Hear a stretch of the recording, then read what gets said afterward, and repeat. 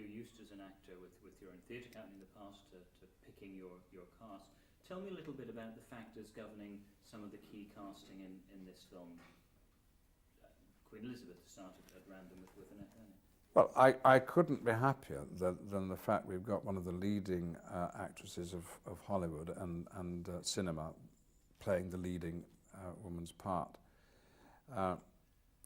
If you go and see Laurence Olivier's movie, Richard III, you can watch the whole thing and not even notice there's a character called Queen Elizabeth.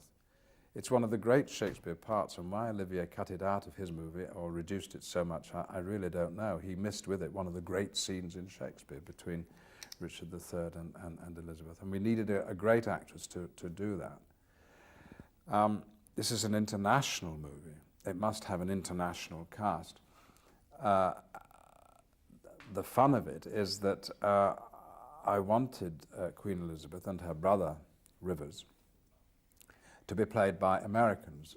In the original story of Shakespeare, they are slight outcasts from the social camp of the king and his brother Richard and all the other people who are battling for power.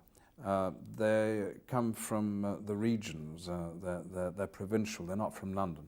And a modern equivalent in our 1930s setting seemed to me to set against these British toffs and a couple of foreigners, a couple of Americans, whose manners are slightly different, whose voices are slightly different, and who all the Brits would be rather suspicious of, as they are suspicious in the story of Queen Elizabeth and her brother. So Annette agreed and understood the fun of that and the point of it, and Robert Downey Jr. The same. And so that hopefully will be intriguing for audiences because they'll hear Shakespeare spoken with an American accent.